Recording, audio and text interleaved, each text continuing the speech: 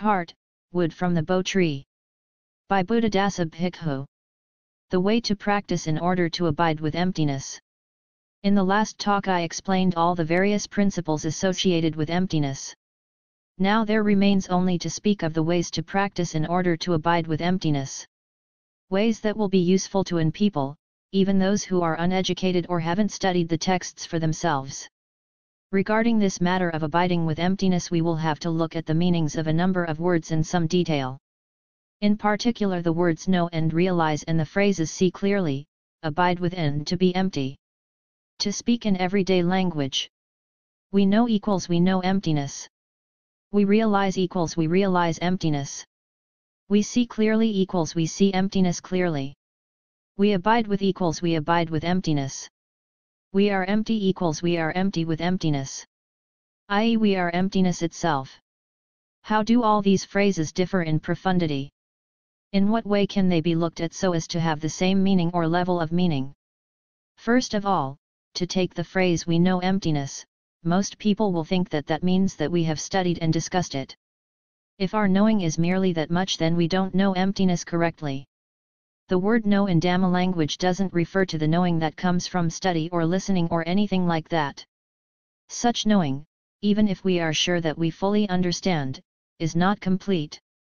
The words know and understand in ordinary everyday language are solely a matter of reading and listening, of thought and logical consideration. Those techniques cannot be employed to know emptiness. The knowing of emptiness refers to the awareness of emptiness in a mind that is truly empty. For there to be the knowing of emptiness, emptiness must be experienced at the moment of knowing, it must be a moment of direct realization. This then is called knowing emptiness. After we've heard something a couple of times, going off and thinking about it and then considering logically that it should be possible or that it may well be like that, is not yet the knowing that is meant here, it is the knowing and understanding of worldly language. Please take the word know as it is used here in the particular sense it has in the Buddhist teachings. To know Dhamma means that Dhamma is truly present and that we are aware of it. Similarly, to know emptiness means that emptiness is manifest in the awareness. So I have encouraged people over and over again that in any moment that the mind has any measure of emptiness, even if it's not finally or perfectly empty, to keep recognizing it. Actually, on any one day emptiness is there repeatedly, and even if it's not a fixed, absolute emptiness, it's still very good, if we take the trouble to observe it. If we take an interest in this sort of emptiness right from the start, it will generate a contentment with emptiness that will make it easy to practice to attain the real thing. Therefore the phrase we know emptiness refers to having emptiness manifest in the awareness. The phrase seeing emptiness clearly is the same. It is seeing with more and more clarity and precision. When we have become aware of the mind's emptiness, we contemplate it, focus our awareness on it until there is a clear penetrative seeing of it, or in other words a thorough knowing. The meaning of the phrase we realize emptiness is once again the same. It refers to the moment of realization. In conventional terms it's said that we realize emptiness, but in fact it's the mind that realizes. It is the awareness that is the one who is aware and that realizes emptiness. As for the phrase abiding with emptiness, it refers to sunnatavihara. Living and breathing with the constant awareness of emptiness is called abiding with emptiness. The phrase being empty means that there is no feeling of self or belonging to self, there is no feeling of I and mine, the creations of craving and grasping. Being void of these things is being empty. What is it that is empty? Once again it is the mind that is empty, emptied of the feelings of self, and of belonging to self, both in their crude and subtle forms.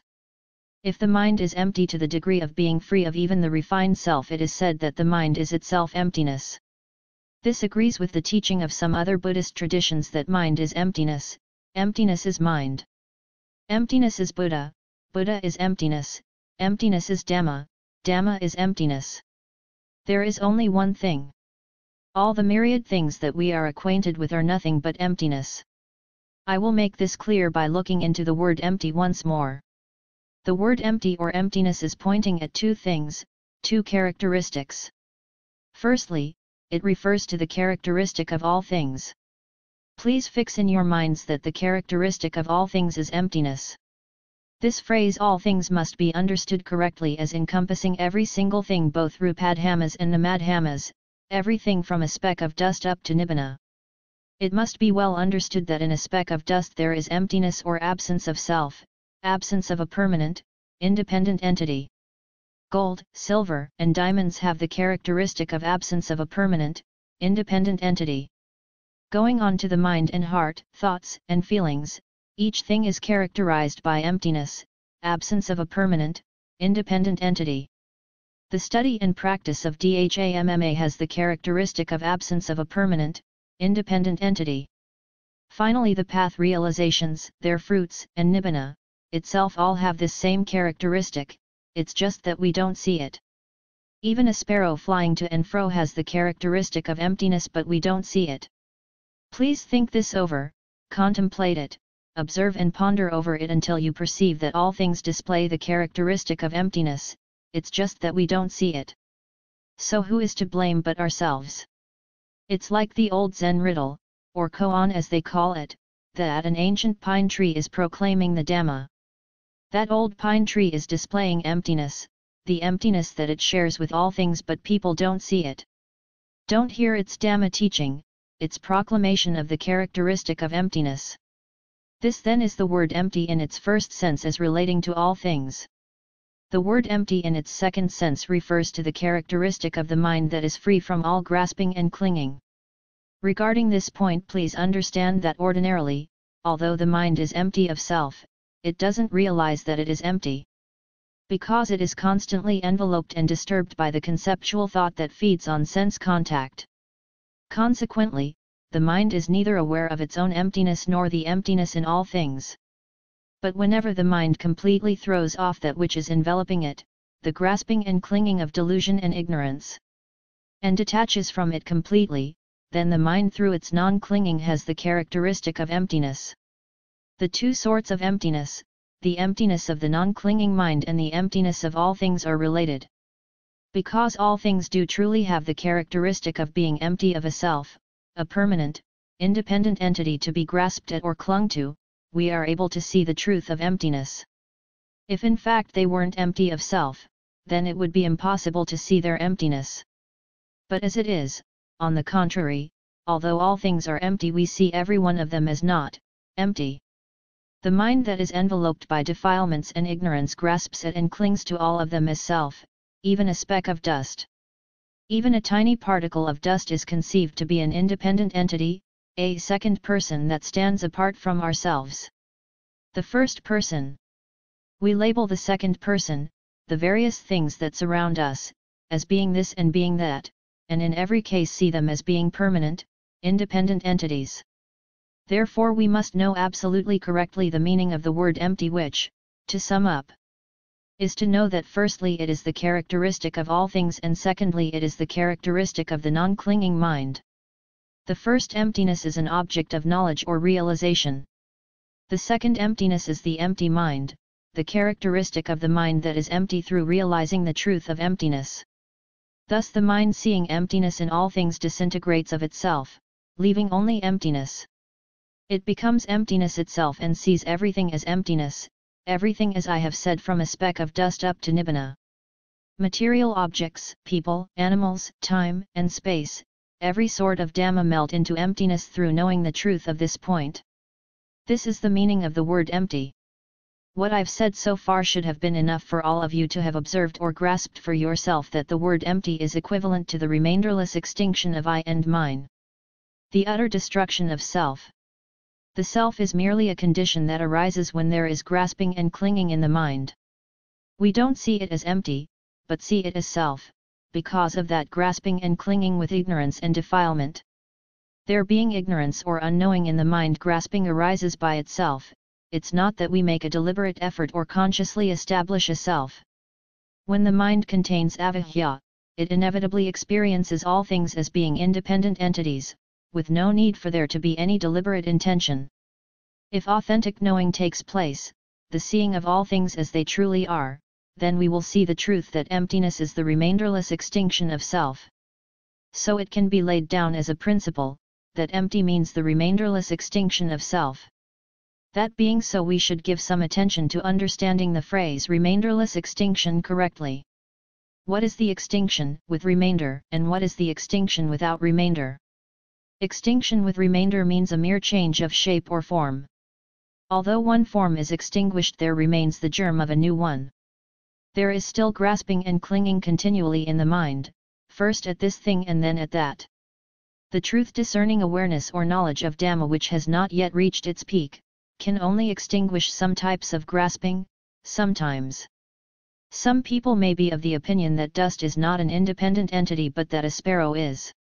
Others may see that trees and animals are not independent entities but take people to be so. In seeing people as independent entities or as selves, some will say that the body is not self but the mind is. This is called incomplete extinction.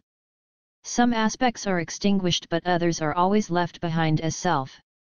One may reach the point of saying that the mind is not self but that some good qualities of the mind, such as the virtues, are. Or one may believe that if these are not self then that which is beyond time, the nibbana element is self.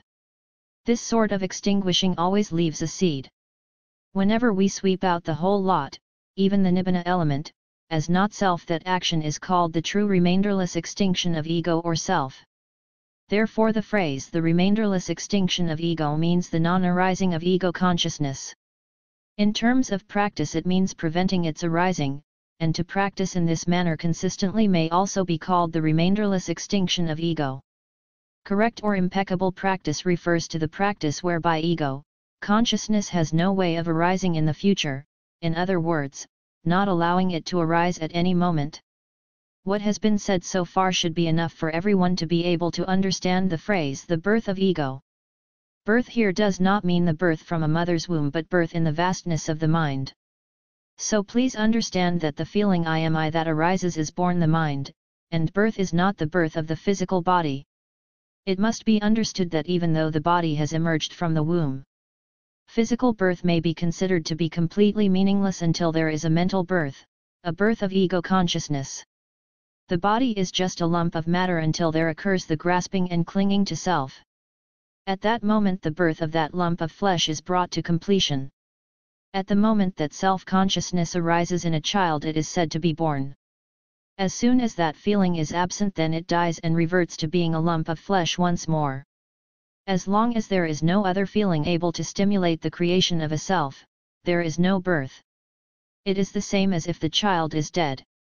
But all of a sudden if there is contact with a sense object and self-consciousness arises again, then there is a new birth, and then shortly afterwards another death.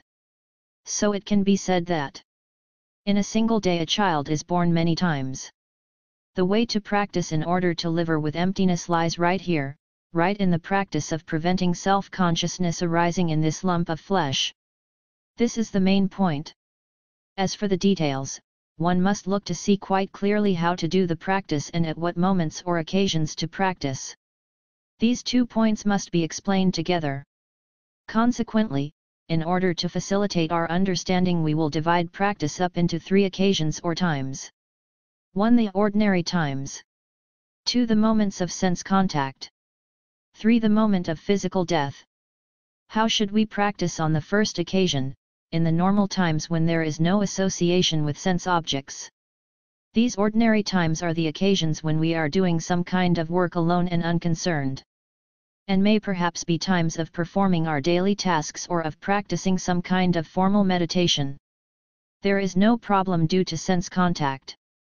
We may be doing some worldly task, or if it's in our spare time reading a book or even thinking about something, as long as the mind is undisturbed by sense contact. At such times our practice must be the study and clarification of the way in which things are empty and the way in which to make the mind empty and undeluded by all things. Think about it, study it for yourself, inquire from others, and discuss it regularly. Keep doing it. There is another kind of shortcut particularly for lay people who have never ordained or studied the scriptures and for those who cannot read at all. It has the same meaning and aim, the knowledge of the emptiness of all things. But with such people we don't use the word emptiness as they will not understand. We tell them to make a habit of contemplating what there is that is worth having and what there is that is worth being. Gaining wealth, possessions, prestige, and power, what is worth gaining, what is worth having? Being a human being, being a millionaire, being a beggar, being a king's subject, being a celestial being. What is worth being, what about it is worth being? First of all we must understand the words have and be correctly. These words refer directly to grasping and clinging. To fulfill the meaning of the words have or gain there must be a grasping at something to make it ours.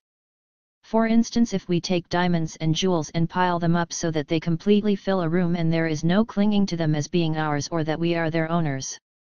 It's the same as if there is no possession or gain. The pile of precious stones stands there without meaning. But if grasping at I occurs, that I have got them, I have made them mine, then that is having or gaining. Please understand these words in this way. I'll ask again, what is there worth having? What is there worth gaining? What is there that having been possessed won't cause its owner to suffer? Every single thing there is will burn up its owner, pierce, strangle and entangle him. Envelop and oppress him should he start to have or to be. But should the precious stones stand piled up filling the room and he has no feeling of having or being, then there is no burning, entangling or strangling of any kind. This is called not having and not being. So what is there, that having possessed it or having become it we will be free from dukkha? Once there is the feeling of having or being, we don't have to be in the room with the stones. We can be in the forest or in another country on the other side of the world and the mind will still experience dukkha. Try having children living in America, you'll see that if you still cling to I and mine they will be able to give you sleepless nights or even a nervous breakdown. Please make it a habit to regularly contemplate what is worth having and what is worth being. What is there that once possessed or become, will not cause us dukkha? When we discover the truth that there is absolutely nothing that is worthy of the feelings of having or being, then we become even-minded towards all things. Whatever action we perform, be it arranging, having, collecting, using or whatever, we just do what needs to be done. So don't let the mind have or become. Keep in mind the principle of doerless doing. The doing is done but no doer is there. The path has been walked but no walker is there. This verse refers to the arahant, the one who has practiced Dhamma, or who has walked the noble path to its very end and who has reached Nibbana. But with no walker or no practicer to be found. The principle of doerless doing must be taken up and utilized in our daily lives. Whether we're eating, sitting, laying down, standing, walking, using, seeking. Whatever we're doing, we must have enough truth-discerning awareness to prevent the arising of the feeling of I. The feeling that I am the doer, I am the eater, the walker, the sitter, the sleeper, or the user. We must make the mind constantly empty of ego, so that emptiness is the natural state and we abide with the awareness that there is nothing worth having or being. Dhamma can be practiced in conjunction with our daily tasks and the to and fro that they entail. There is no need to separate Dhamma from everyday life. It is a very high practice. If there is mindfulness and self-awareness, not only will our work be successful and free from error, but at the same time the Dhamma in our hearts will develop and grow greatly. Not having and not gaining will be the normal state of the mind. As for being, it's much easier. Consider what is there that having become there is no dukkha? This can be a formula for reflection. It is the essential point. The word being, just as with the words have and gain, refers only to the being that is accompanied by upadana, the grasping and clinging to the I am. If a room is piled full of gold and we have no feeling of being its owner, there is no gaining or having and no being. Although the ownership rights and social conventions recognized by laws and the world have a certain validity, in our true hearts we shouldn't be misled into taking those relative truths to be ultimate. For instance, when there is a birth, it is, conventionally speaking, natural that the one who gives birth becomes a mother and the one born a child. However, if one doesn't take oneself to be a mother, then one won't be a mother. Because one deludedly presumes oneself to be a mother, one becomes one. Mother chickens, mother dogs, mother cows, all sorts of mothers consider themselves to be mothers and feel it natural to love their young. It's not necessary for them to create or nurture such feelings, these are instincts natural to animals. But those with truth discerning awareness are on a higher level.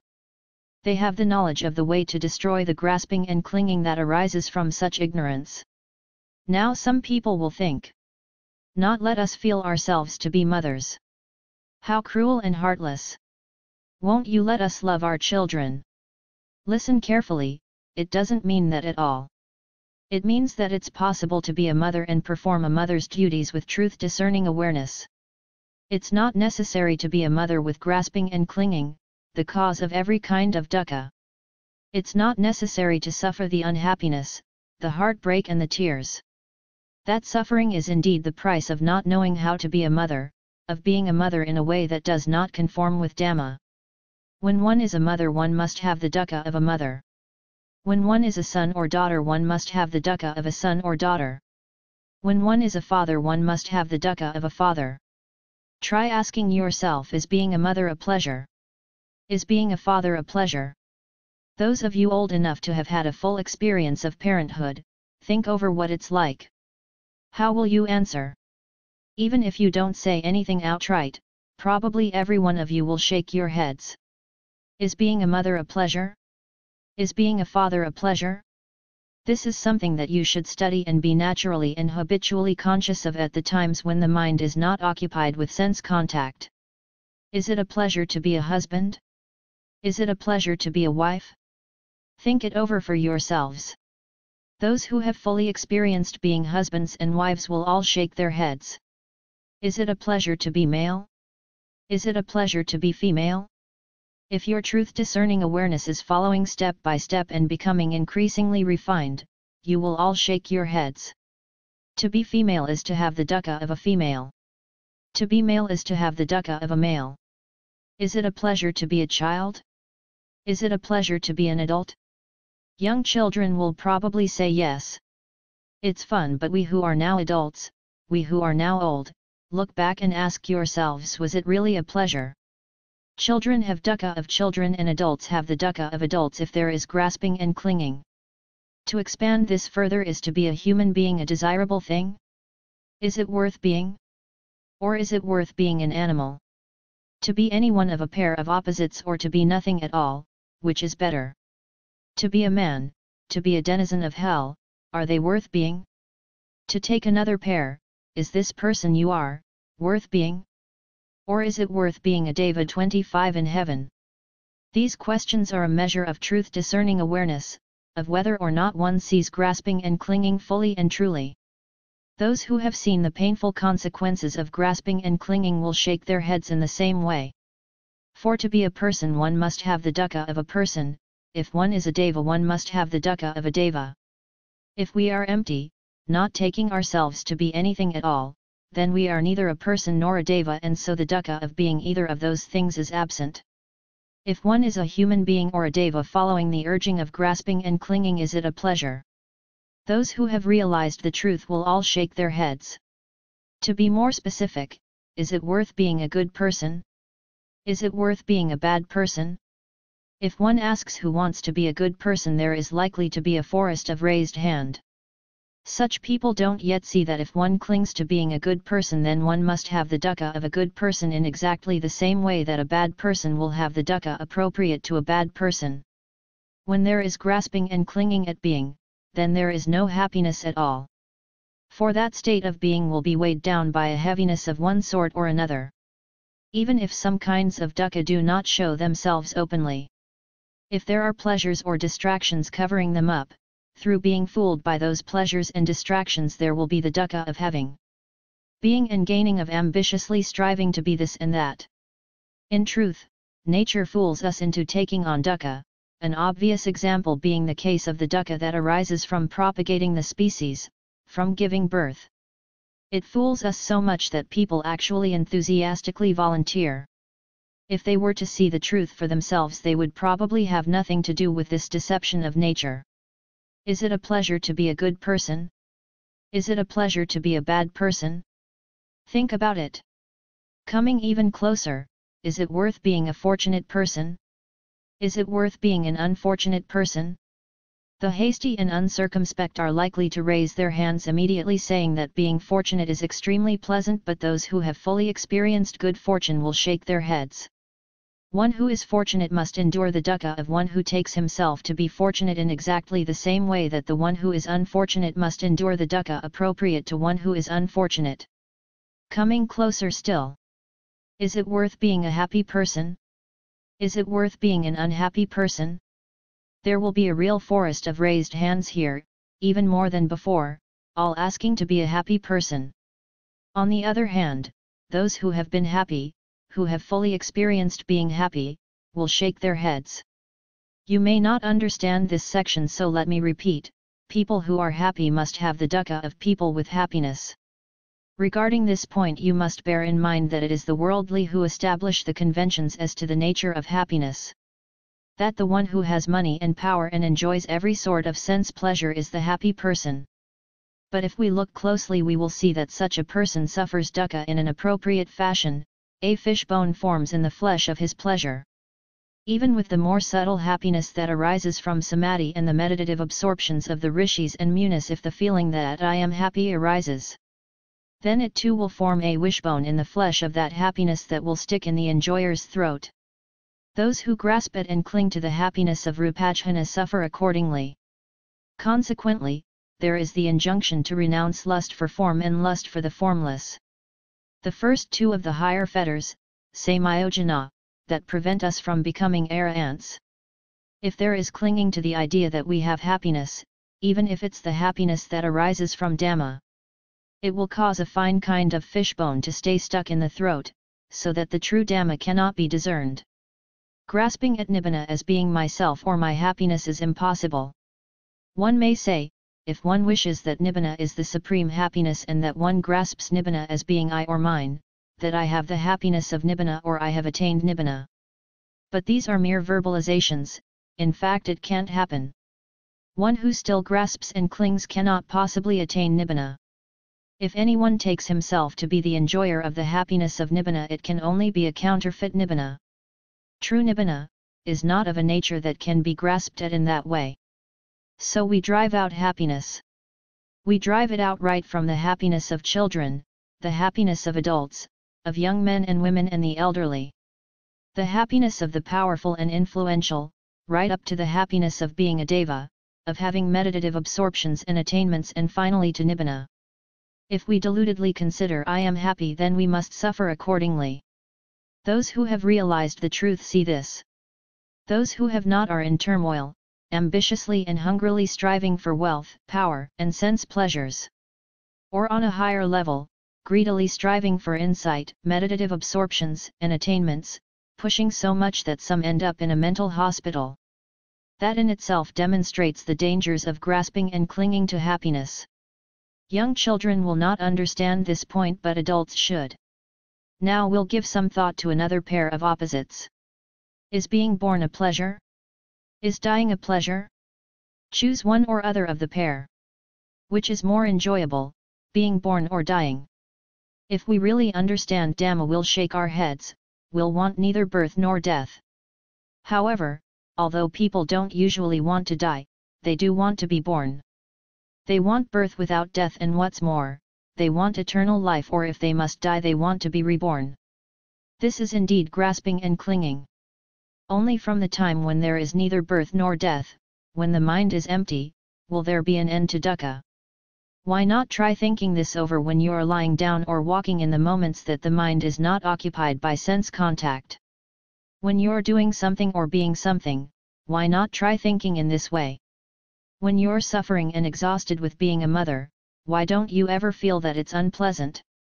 Being a husband, being a wife, being any of the things that I've mentioned. When you're disturbed and upset by that state of being, why don't you ever feel it to be utterly unpleasant? You still find it pleasant even when it brings you to tears. We must contemplate well that we want neither birth nor non-birth, for neither is empty. If we cling to non-birth, then it too is not empty. This section, concerning birth and non-birth, the final pair, is the hardest to understand and the hardest to practice. We want neither birth nor non-birth, and through not grasping at or clinging to either of them there is emptiness.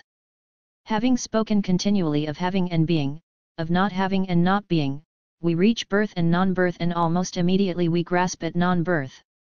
Thus at the final stage our practice must be to advance to the point that our knowledge of non-birth dissolves, without becoming an object of grasping and clinging. Then true emptiness will appear, that which is neither birth nor non-birth, or in other words true non-birth, the remainderless extinction. Speaking in this way may seem to be quibbling or splitting hairs, but the meaning is unequivocal. There is a definite difference between those two kinds of non-birth. So don't cling to the idea that Nibbana is non-birth and is wonderful and amazing in this way, and that Vata Samsara, the wheel of birth and death, is a plethora of fun-filled births. There must be no grasping or clinging on either side for there to be emptiness and genuine non-birth. The practice at the normal times must be of this nature continually. As for the moments when we are doing the great work of Kamatthana, the most technical aspect of the practice of Samadhivipassana, whereby one examines the painful consequences of grasping and clinging, it too is a matter of being empty. A large part of Kamatthana practice depends on following instruction. It's not something an unlearned person can do on his own, and thus there are many guidelines and explanations. You may read these for yourselves or bring to mind those you have formerly heard. All of the points that I have been making here are included in the practice at the ordinary times. The second occasion is the moment of contact with sense objects. When visible forms, sounds, odors, flavors and tangible objects contact the eyes, ears, nose, tongue, and body, we must practice letting Phassa stop at Phassa and let Vedana stop at Vedana, in the way that I have previously explained in many places and on many occasions. Letting Phassa stop just at Phassa is an extremely high level of practice. On the ordinary level, Phassa develops into Vedana and then we stop it just there, without allowing the further development of craving and grasping, of I and mine. Some of the articulate talkers in monastery halls and teachers in Buddhist colleges say that stopping just at Phassa is impossible. That there is always the development of Vedana. That is because they cling to the written word. It's not the truth. In fact, the Buddha taught that when seeing forms there should be just the seeing, when smelling odors just the smelling, tasting flavors just the tasting, and touching tangible objects just the touching. If you can do it, then there is no you, the ego is not born. It is the end of dukkha, immutable emptiness. It is sufficient to observe one's reactions at the times that we glance in the direction of some neutral form or other. Try casting your eyes on the door or a window and you'll notice that there is merely Phassa, there are no feelings of satisfaction or dissatisfaction. When visible forms, sounds, odors, flavors and tangible objects enter as contact, let them stop there in the same way. Let it be like the soldier asleep by the side of a piece of artillery. When a shell is fired, he merely registers the sound without feeling anything and just goes on happily sleeping.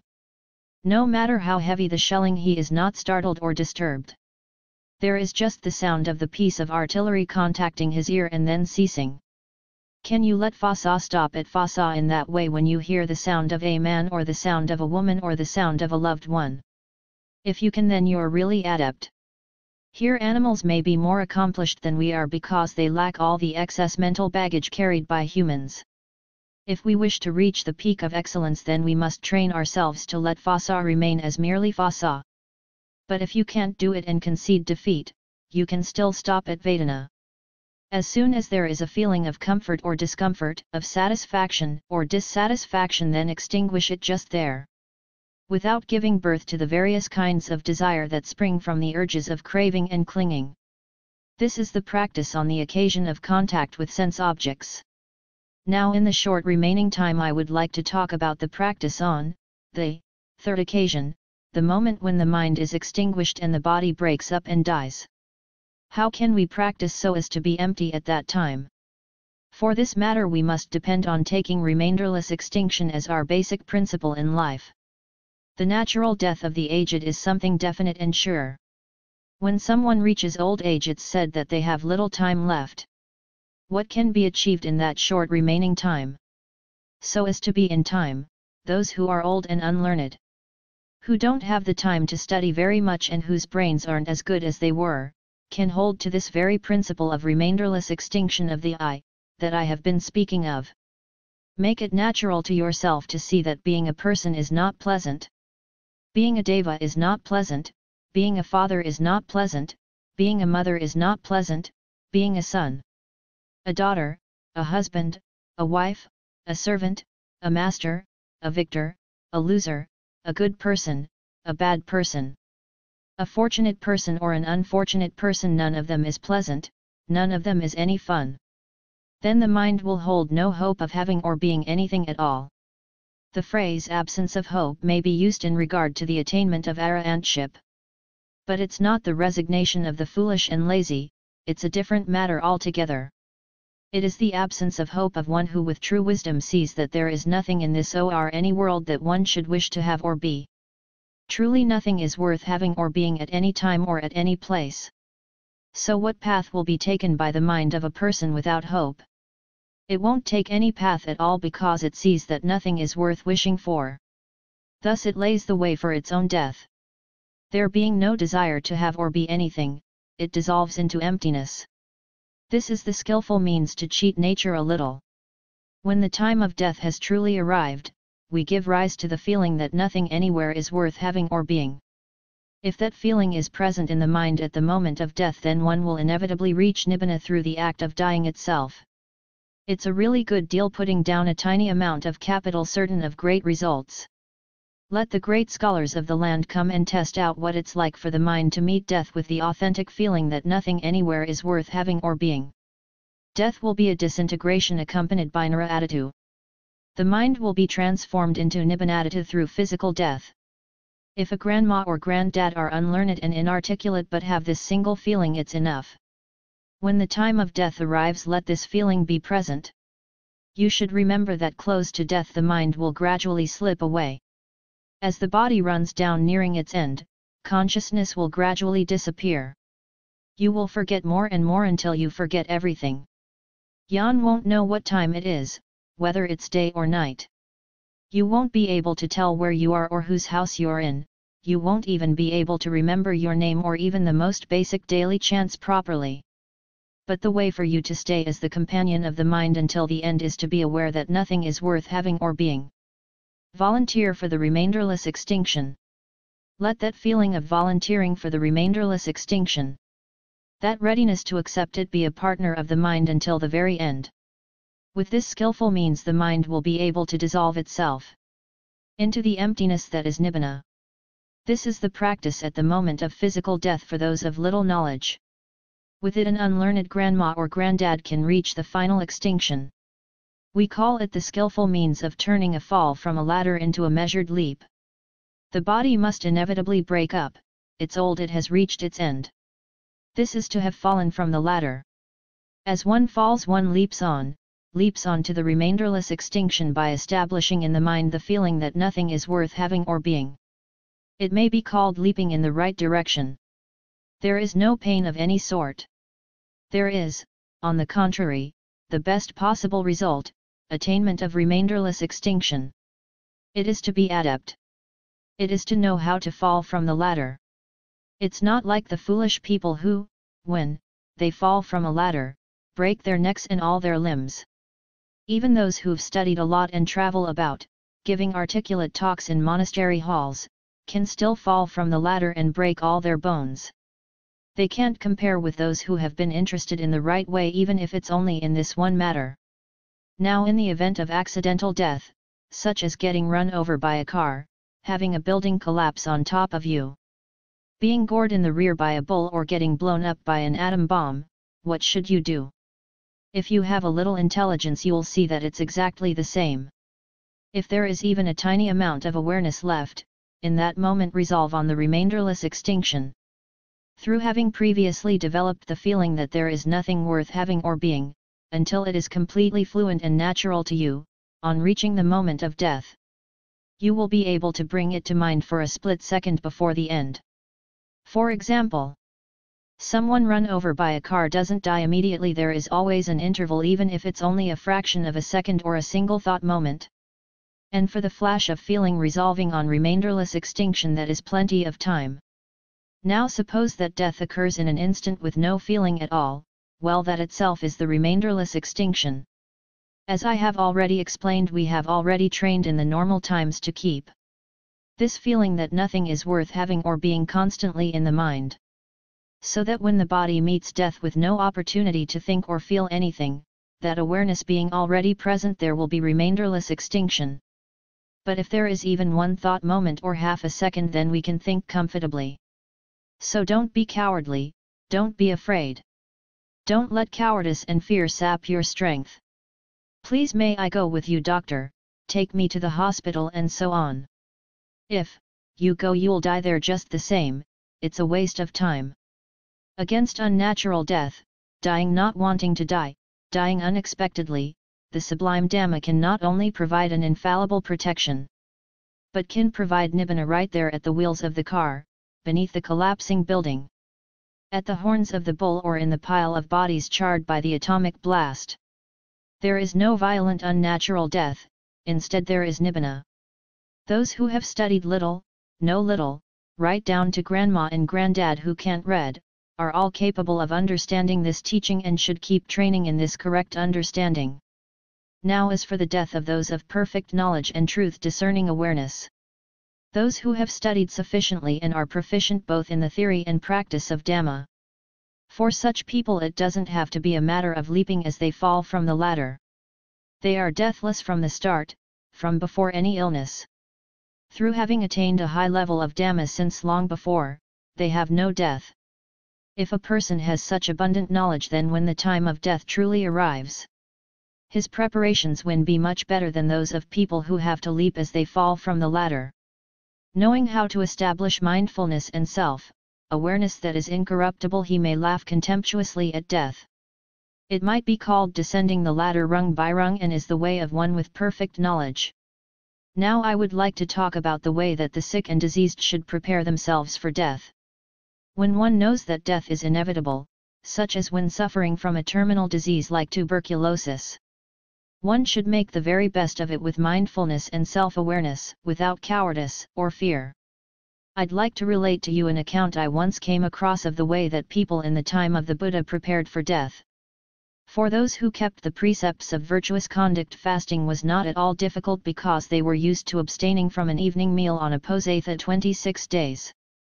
When their illness reached the point that they felt that they had no more than 10 days left to live, they would stop eating. Not like us. These days, if someone is close to death, we go out and look for the most expensive and delicious foods. So that some people even die prematurely from the food. Their efforts to avoid food were for the purpose of having a mind completely undisturbed. When the body starts to run down, it loses its ability to digest food, and so anything consumed turns to poison, making the mind restless and confused. So they prepared themselves for death by abstaining from food and taking only water or medicine. As death got closer, they would stop taking even water or medicine in order to focus their mindfulness and self-awareness, so as to die in the way of remainderless extinction. People who cling to goodness and virtue prepare themselves for death by clinging to goodness and virtue. The wise prepare themselves to let go and meet the remainderless extinction. There is nothing that they want. Injecting drugs to extend their lives would be a great irritation. This is relinquishing the body, Sankharas. Relinquishing the body while still alive, they prepare to make the best of its disintegration by acquiescing in remainderless extinction. As for us these days, we mill around the doctor in a tumult, sometimes until the room is packed tight, trying to get the dying person to take medicine or eat or have injections. We try to do so many things that the sick person becomes anxious and flustered, and has no peace of mind. He doesn't know how he is going to die, or whether in fact he will die at all. There is nothing but doubt and anxiety. The sick person does not experience victory over death, he does not realize emptiness or the remainderless extinction that I have been speaking of. Unlike the people of the Buddha's time, people today usually look for the most comfortable bed, the most comfortable room, the most expensive foods and medicines, and then die with a great fuss. They want to go on living, to put off their death even if it's only for a single minute. They start having all sorts of injections and treatments and die with no mindfulness or self-awareness. It is the action of delusion. To die in the right way we must be brave with Dhamma, and die having victory over death, die realizing emptiness in the last second of life. Please remember well, there is an opportunity right up to the last moment. These then are the ways of practice divided into 3 moments or occasions. 1. The normal times when we're doing our normal tasks. 2. The moments of sense contact, how to deal with it so as to produce emptiness. 3. The moment of death, what to do when the 5 aggregates khandhas meet their inevitable disintegration. These are things that should be brought up and thought about, spoken about, and discussed regularly in the same way that we chat about radio and television programs and the general goings-on of the world. People who like boxing can get so excited talking about it that they can't get the words out quickly enough. Why is it that we can talk about those things all day and all night, and yet when it comes to something as important as this we don't discuss it at all? Why don't we ever talk about fighting with death, of having victory over it and being free of both death and birth? If we did, it could become easier straight away. If we talk about and discuss these things as much as we talk about other matters, in no great time the practice will become truly easy. If we follow the correct method, everything will be easy, even attaining nibbana or leaping as we fall from the ladder. To sum up, we must understand correctly the meanings of the phrases empty, realizing emptiness, abiding with emptiness, being naturally empty, and being emptiness itself. Emptiness is present in all things, it is their characteristic. If the mind is empty of grasping at and clinging to all things, then it is itself emptiness, the remainderless extinction of I and mine, and there is no more birth. Here I will bring to an end this talk on the practice that leads to emptiness.